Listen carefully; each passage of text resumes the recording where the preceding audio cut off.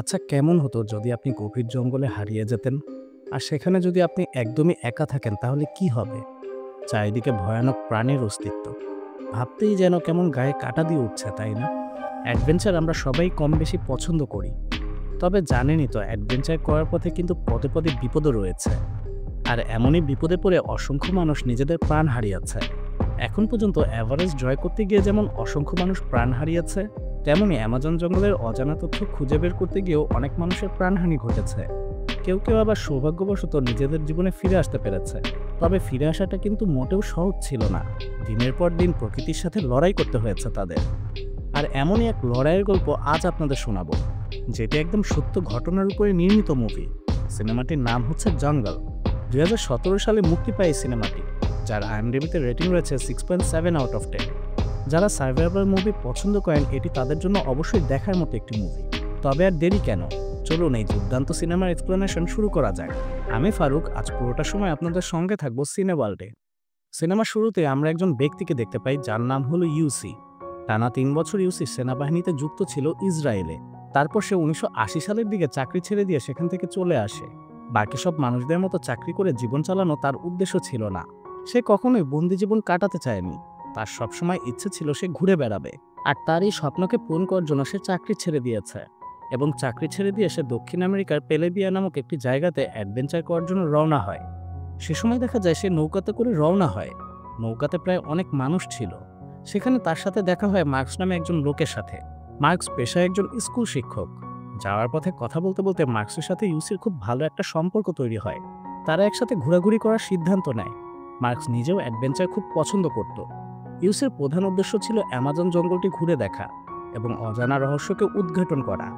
কিন্তু সর্বপ্রথম মার্কস এবং ইউসি মিলে চলে যায় অস্ট্রেলিয়ার একটি গ্রামে। গ্রামটি জঙ্গলের ভেতরে, খুবই সুন্দর একটি গ্রাম। সেখানেই তারা রাত কাটায়। পরের দিন তারা আবারও ঘুরতে থাকে। ঘুরতে ঘুরতে মার্কসের তার পুরনো একজন বন্ধুর সাথে দেখা হয়, যার নাম হলো কেবিন, যিনি পেশায় একজন ওয়াইল্ড লাইফ ফটোগ্রাফার এবং ট্রাভেলার। এরপর তারা তিনজন একসাথে ঘুরতে থাকে। যেহেতু তিনজনই ট্রাভেল পছন্দ করত, তাই তাদের চিন্তাভাবনাও মিলে যায় এবং খুব ভালো বন্ধুত্বও হয়ে যায় তাদের। একসাথে তাদের সময় খুব ভালোই কাটছিল। পরের দিন ইউসি একা একাই ঘুরতে বের হয়েছিল এবং ঘুরতে ঘুরতে সে একটি বাজারে চলে যায়। সেখানে তার সাথে কার্ল নামক একজন ব্যক্তির সাথে পরিচয় হয়। কার্ল নামের সেই ব্যক্তিটি ইউসিকে একটি জঙ্গলের খোঁজ দেয়। সেখানে মূলত ইউসি নিজেরও খুব যাওয়ার ইচ্ছে ছিল। সেটি হলো অ্যামাজন জঙ্গল। কার্ল নামের লোকটি বলে এই জঙ্গলে এখনো আদিবাসীদের বিচরণ রয়েছে, যারা একদমই সমাজের সভ্যতা থেকে আলাদা। শুধু তাই নয়, সেখানে গুপ্তধনও রয়েছে, যেটা কিনা কার্ল নামের ব্যক্তিটি খুঁজতে যেতে চায়। আর তাই সে ইউসিকে যাওয়ার সাথে অনুপ্রেরণা দিচ্ছিল। ব্যক্তিটি আরও বলে গভীর জঙ্গল সম্পর্কে তার বেশ ভালো অভিজ্ঞতা রয়েছে, তাই কোনো বিপদে পড়লে সে সামলে নিতে পারবে। এই কথাগুলো শুনে ইউসি তার বন্ধু মার্কস এবং কেবিনকে সবকিছু জানায়। মার্কস এবং কেবিন শুরুতে ব্যাপারটি বিশ্বাস করে না। তাদের ধারণা এই সভ্য যুগে এসে এমন আদিবাসীদের বিচরণ থাকার কথা নয়, যারা একবারেই সমাজ থেকে আলাদা। কিন্তু ইউসি ওখানে যাওয়ার জন্য খুবই এক্সাইটেড ছিল, তাই সে তার বন্ধুকে নানাভাবে বোঝানোর চেষ্টা করছিল। প্রথমে মার্কস এবং কেবিন আপত্তি জানায়, কারণ এমনিতেই ঘন জঙ্গল, তার উপর সেখানে রয়েছে পদে পদে বিপদ। কিন্তু শেষ পর্যন্ত ইউসির এক্সাইটমেন্ট দেখে সবাই রাজি হয়ে যায়। সবার মধ্যে অ্যাডভেঞ্চার করার একটি আগ্রহ চলে আসে। এরপর তারা সবাই মিলে রওনা হয় তাদের অ্যাডভেঞ্চার করার উদ্দেশ্যে। সালটি তখন 1981 সাল এবং তারিখটি ছিল 4 নভেম্বর। তারা তাদের সাথে অ্যাডভেঞ্চার করার সমস্ত প্রয়োজনীয় জিনিস নিয়ে রওনা হয়েছিল। প্রয়োজনীয় জিনিসগুলোর মধ্যে ইউসি একটি ধার্মিক বইও তার সাথে রেখেছিল। সে সময় দেখা যায় তারা তাদের গন্তব্যে পৌঁছে যায় এবং এরপরেই তারা সবাই একত্রে অ্যামাজন জঙ্গলের গভীরে প্রবেশ করতে শুরু করে। তারা খুবই আনন্দিত ছিল যে তারা বিশ্বের গভীরতম জঙ্গলে প্রবেশ করছে এবং অজানা রহস্য খুঁজে বের করবে। জঙ্গলে প্রবেশ করে তারা সর্বপ্রথম একটি নিরাপদ জায়গা খুঁজে বের করে, যাতে তারা সেখানে অন্তত রাতটুকু নিরাপদভাবে কাটাতে পারে, কারণ জঙ্গল মানেই চারিদিকে অজানা ভয়ঙ্কর প্রাণী। এরপর তারা একটি জায়গা খুঁজে নেয় এবং সেখানে তাঁবু তৈরি করে ও আগুন জ্বালিয়ে নেয়। এরপর তারা সবাই মিলে সেখানে আড্ডা দিতে দিতে রাতটি কাটিয়ে ফেলে। পরের দিন সকালে তারা আবারও রওনা হয় জঙ্গলের আরও গভীরে প্রবেশ করার জন্য। প্রতিদিন তারা এভাবেই চলতে থাকে আর চলতে চলতে নিরাপদ আস্থানা খুঁজে একের পর এক রাত কাটাতে থাকে। এভাবে তারা চলতে চলতে জঙ্গলের অনেক গভীরে চলে আসে। তাদের এই 4 জনের মধ্যে সবচেয়ে অভিজ্ঞ ছিল কার্ল। তাকে দেখে বোঝা যেত সে আগেও বিভিন্ন গভীর জঙ্গলে অ্যাডভেঞ্চার করেছে, কারণ আশেপাশের আবহাওয়া দেখে সে অনুমান করতে পারত কখন বৃষ্টি হবে আর কখন রোদ উঠবে। তাই কাল থাকার কারণে সবাই একটু ভরসা পেত। এভাবে চলতে চলতে তারা এমন একটি জায়গায় এসে পৌঁছায় যেখানে কয়েকজন মানুষ মিলে একটি বসতি গড়ে তুলেছে, যাদেরকে মূলত আদিবাসী বলা হয়। সে সময় দেখা যায় আদিবাসী লোকগুলো তাদের সদরে বরণ করে। বেশ কয়েকদিন তারা আদিবাসী লোকদের সাথেই থেকে যায় এবং জঙ্গলের পরিবেশে তাদের জীবনযাপন বোঝার চেষ্টা করে। এরপর তারা আবারও রওনা হয় তাদের উদ্দেশ্যে। আদিবাসী লোকদের কাছ থেকে বিদায় নিয়ে তারা জঙ্গলের আরও গভীরে প্রবেশ করতে শুরু করে। যাওয়ার পথে ইউসি একটি নদী দেখতে পায়। সেই নদী থেকে একটি পাত্রে ইউসি পানি ভরে।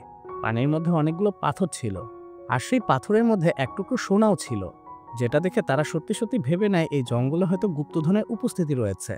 এরপর তারা আবারও চলতে শুরু করে। চলতে চলতে পথে কার্ল একটি বানর দেখতে পায়। সে সময় দেখা যায় সে সেই বানরটিকে শ্যুট করে, আর রাতে খাবার হিসাবে তারা সেই বানরের মাংস খায়। দীর্ঘদিন জঙ্গলে হাঁটতে হাঁটতে মার্কসের পায়ে এক ধরনের ঘা হয়ে গিয়েছিল, যেখান থেকে অনবরত রক্ত ঝরছিল। সে ঠিকমতো হাঁটতে পারছিল না। কাল জঙ্গলের বিভিন্ন লতাপাতা দিয়ে তাকে চিকিৎসা করে, কিন্তু চিকিৎসা করে খুব একটা লাভ হয় না। মার্কস তবুও হাঁটতে পারে না। কাল জানায় তারা এখন যে জায়গাটিতে আছে সেই জায়গা থেকে তারা যদি আরও 4 দিন হাঁটে তাহলে তারা আরও একটি জনবসতির কাছে গিয়ে পৌঁছাবে। কিন্তু মার্কসের পক্ষে 4 দিন হাঁটা কোনোভাবেই সম্ভব না। তার পায়ের অবস্থা খুবই খারাপ। তাই মার্কসের কথা চিন্তা করে তারা সিদ্ধান্ত নেয় তারা হেঁটে না গিয়ে নদীপথে যাত্রা শুরু করবে। এরপর তারা সবাই মিলে ভেলা তৈরি করে, আর সেই ভেলাতে করেই নদীপথে জঙ্গল পাড়ি দিতে থাকে। কিন্তু যেতে যেতে তারা লক্ষ্য করে নদীর এক জায়গায় স্রোত খুবই বেশি, এতই বেশি যে তাদের ভেলাটি প্রায় উল্টে দিচ্ছিল। তারা কোনোরকম পাশের একটি পাড়ে উঠে আসে এবং সেখানে তারা তাদের রাতটি কাটায়। মার্কসের পায়ের অবস্থা আর জঙ্গলের অবস্থা দেখে কার সিদ্ধান্ত নেয় সে আর জঙ্গলের গভীরে যাবে না, সে শহরে ফিরে যাবে। কিন্তু এই কথা শুনে দেখা যায় কেবিন রেগে যায়। তার ইচ্ছে সে নদীপথে জঙ্গলের আরও গভীরে যাবে। তখন কাল সিদ্ধান্ত নেয় সে মার্কসকে নিয়ে ফিরে যাবে, আর থেকে যাবে কেবিন এবং ইউসি। কিন্তু কাল যাওয়ার আগে কেবিন এবং ইউসিকে সাবধান করে দেয়। সে বলে সামনে নদীতে আরও প্রবল স্রোত রয়েছে, সেখানে ভেলা নিয়ে টিকে থাকা আরও কঠিন হয়ে যাবে। এসব বলে কাল মার্কসকে নিয়ে জঙ্গল থেকে বেরোনোর পথে রওনা হয়, আর থেকে যায় শুধু কেবিন এবং ইউসি। তারা আবারও নদীপথে যাত্রা শুরু করে। বেশ কয়েকদিন তারা নদীপথে চলতে থাকে। এ সময় আমাদের দেখানো হয় এক এক সময় নদীর রূপ এক এক রকম ছিল। কখনো নদী শান্ত, কখনো বা নদী প্রখর। এভাবে চলতে চলতে তারা নদীর একদম ভয়ঙ্কর জলপ্রপাতে এসে পৌঁছায়। এখানে প্রাণীর স্রোত অনেক বেশি ছিল, আর এটারই কথা কাল তাদের বলে গিয়েছিল।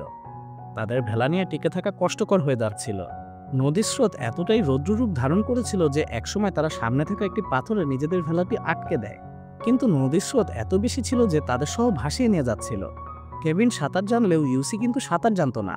তাই কেবিন ঠিক করে সে সাঁতরে পাড়ে উঠে যাবে এবং সেখানে উঠে গাছের লতাপাতা দিয়ে একটি দড়ির মতো তৈরি করবে এবং সেটি দিয়ে টেনে ইউসিকে পাড়ে নিয়ে আসবে। কেবিন ঠিক সেটাই করে। সে সাঁতরে নদীর পাড়ে উঠে যায়, কিন্তু দেখা যায় ইউসি সেই পাথরের সাথে নিজেকে আটকে রাখতে পারে না। নদীর স্রোত এতটাই ছিল যে সে ধাক্কা খেয়ে নদীর গভীরে জলপ্রপাতে পড়ে যায়, আর অশান্ত এই নদী তাকে ভাসিয়ে নিয়ে যায়। জলপ্রপাত এতটাই বেশি ছিল যে কেবিনের পক্ষে সম্ভব ছিল না ইউসিকে বাঁচানো। চোখের পলকে ইউসিকে ভাসিয়ে অনেক দূরে নিয়ে গিয়েছে গভীর জলপ্রপাত। সে সময় শুধু দেখা যায় কেবিন পাড়ে দাঁড়িয়ে শুধু চিৎকার করছিল, আর ইউসি ভাসতে ভাসতে ঠিক কত দূরে চলে গিয়েছিল সে নিজেও জানে না। এভাবে ভাসতে ভাসতে এক পর্যায়ে গিয়ে একটি বড় পাথর ধরে ইউসি নিজেকে সামলায়, আর পাশের একটি পাড়ে উঠে আসে। পাড়ে ওঠার পরে সে পাথর বেয়ে উপরে ওঠার চেষ্টা করে জঙ্গলের দিকে। উপরে ওঠার পর সে তার ব্যাগ থেকে একটি এনার্জি ট্যাবলেট বের করে খায়। এই ট্যাবলেটগুলো তাদেরকে কার্ল দিয়েছিল, যেটা খেলে মূলত ক্লান্তি কেটে যায়। এরপর ইউসি জোরে জোরে তার বন্ধু কেবিনকে ডাকতে থাকে, কিন্তু সে সময় কোনো সাড়া শব্দ পাওয়া যায় না, কারণ সে ভাসতে ভাসতে কেবিনের কাছ থেকে অনেক দূরে চলে এসেছে। তাই সে একটি কাগজে একটি নোট লিখে সেই কাগজটি কাপড় দিয়ে পেঁচিয়ে সেখানে রেখে যায়, যাতে কেবিন তাকে খুঁজতে এসে এটি দেখে সে বুঝতে পারে সে এই পথেই গিয়েছে। এরপর ইউসি জঙ্গলের পথে হাঁটতে শুরু করে। দেখতে দেখতে 6 দিন কেটে যায়। একদিন অনেক ক্ষুধা লাগার কারণে ইউসি একটি গাছ থেকে ফল পাওয়ার জন্য গাছে ওঠে, কিন্তু গাছে ছিল এক বিষধর সাপ। সেই সাপটি দেখার সাথে সাথে ইউসি ভয় পেয়ে যায় এবং একটি বড় পাথর দিয়ে সাপটিকে মেরে ফেলে। এভাবেই তার দিন কাটতে থাকে। জঙ্গলে এভাবে ঘুরতে ঘুরতে ঠিকমতো খাওয়া দাওয়া না হওয়ার কারণে ইউসির হ্যালোসিনেশন হতে শুরু করে। সে চোখের সামনে একসময় এক এক জিনিস দেখছিল। কোনো সময় সে তার বন্ধু মার্কসকে দেখছিল, আবার কোনো সময় সে নিজেকে দেখছিল। এভাবে একদিন রাতে সে ঘুমিয়ে পড়ে।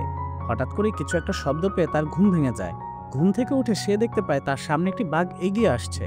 নিজেকে বাঁচানোর জন্য একটি স্প্রের বোতলের মধ্যে আগুন লাগিয়ে দেয়, যেটা দেখে বাঘ সেখান থেকে পালিয়ে যায়। পরের দিন সকালে দেখা যায় ইউসির মাথায় প্রচণ্ড যন্ত্রণা হতে থাকে। কিছুদিন আগে জঙ্গলে ঘুরতে ঘুরতে ইউসির মাথায় একটি যোগ ঢুকে গিয়েছিল, আর সেটা এখন তার মাথার ভিতরেই রয়ে গেছে। আর এটার কারণে তার প্রচণ্ড যন্ত্রণা হতে শুরু করে। এটাকে বের না করলে তার আরও সমস্যা হতে পারে। তাই সে তার কাছে থাকা চাকুর মতো কিছু একটা জিনিস দিয়ে তার কপাল কেটে সেই যোগটিকে বের করে। তার প্রচণ্ড যন্ত্রণা হচ্ছিল। এ কোনো সাধারণ যন্ত্রণা নয়, এ ছিল এক মৃত্যু যন্ত্রণা। সে মনে মনে ভাবছিল সে হয়তো খুব তাড়াতাড়ি মারা যাবে, কারণ তার ঠিকমতো খাওয়া দাওয়া হচ্ছিল না। জঙ্গলের সামনে যেটাই পাচ্ছিল সে সেটাই খাচ্ছিল। তার উপর সবসময় চারিদিকে ভয়ঙ্কর প্রাণীদের ভয় তাকে আরও তেড়ে বেড়াচ্ছিল। তবে তার কাছে সেই জঙ্গলের ম্যাপটি ছিল, আর এটা দেখে সে প্রতিনিয়ত ওই জঙ্গল থেকে বের হওয়ার রাস্তা খুঁজে যাচ্ছিল। কিন্তু এই গভীর জঙ্গলে রাস্তা খুঁজে পাওয়া খুবই কঠিন ব্যাপার। চলতে চলতে হঠাৎ করে ইউসি একটি পায়ের ছাপ দেখতে পায়। সেই পায়ের ছাপ দেখে ইউসি প্রথমে অনেক খুশি হয়ে গিয়েছিল, কারণ সে ভেবেছিল হয়তো আশেপাশে কোনো মানুষ আছে। সে সময় দেখা যায় সে চিৎকার করে ডাকতে থাকে, কিন্তু তখনই সে খেয়াল করে দুটি পাখির ডিমের খোলস পড়ে আছে, আর এই ডিম দুটি সে গতকাল নিজেই খেয়েছিল। তার মানে সে ঘুরে ফিরে সেই একই জায়গায় এসে পৌঁছেছে। জঙ্গলের পথ সে আর পাড়ি দিতে পারছে না। এই জঙ্গল যেন একটি চক্রের মতো। আর এইসব দেখে ইউসির মানসিক সমস্যা হতে শুরু করে।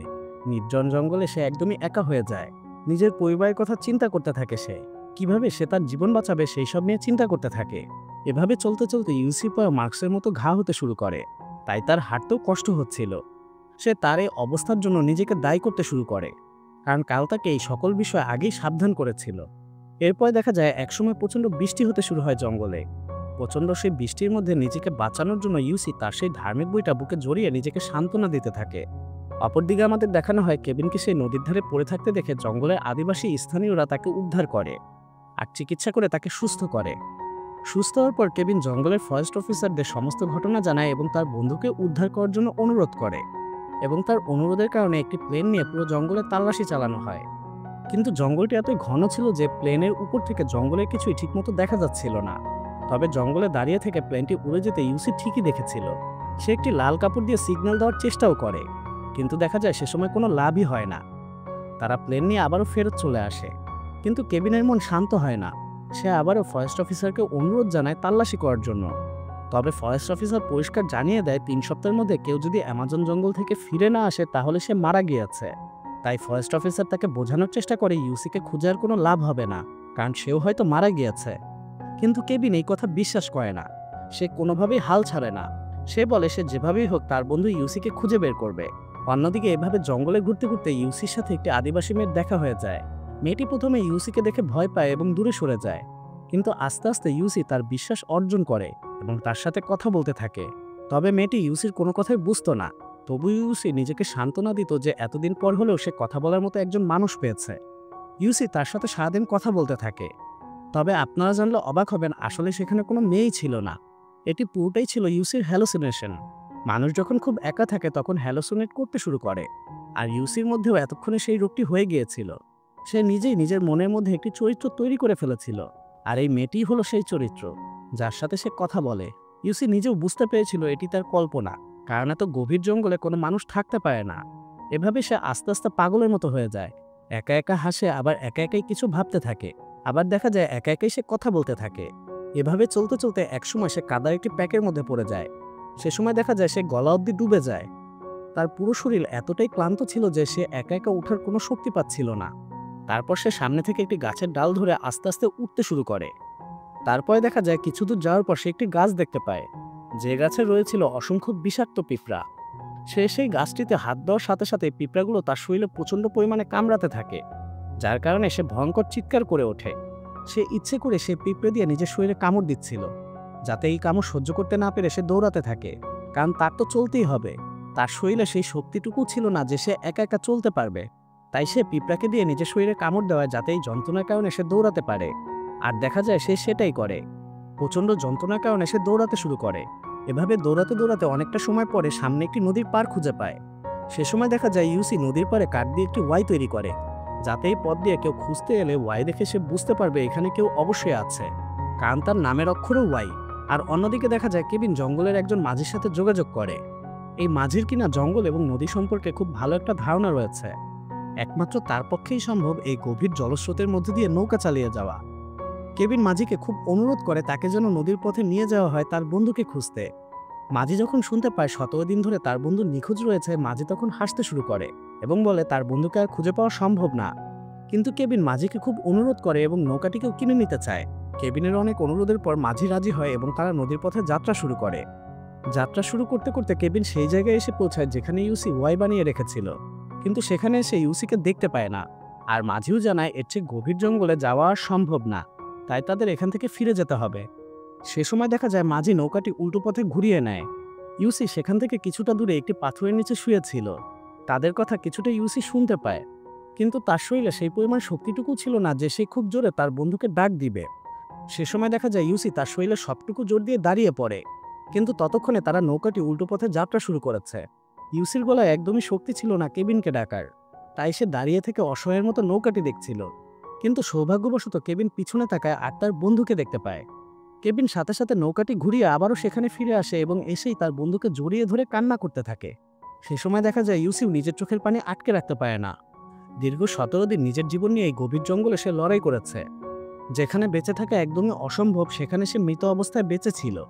তারপর কেবিন ইউসিকে নিয়ে লোকালয়ে ফিরে আসে এবং জানা যায় কার্ল এবং মাস্ককেও আর খুঁজে পাওয়া যায়নি। কার্ল মোটেও একজন ভালো লোক ছিল না। সে অ্যাডভেঞ্চার পছন্দ করা বিভিন্ন লোকদের জঙ্গলে নিয়ে আসতো এবং তাদের আর খুঁজে পাওয়া যেত না। সে সময় জানা যায় কালকে বেশ বহুদিন ধরে পুলিশ খুঁজছিল। যেহেতু ইউসি এবং কেবিন তার কাছ থেকে আলাদা হয়ে গিয়েছিল তাই তারা বেঁচে গিয়েছে।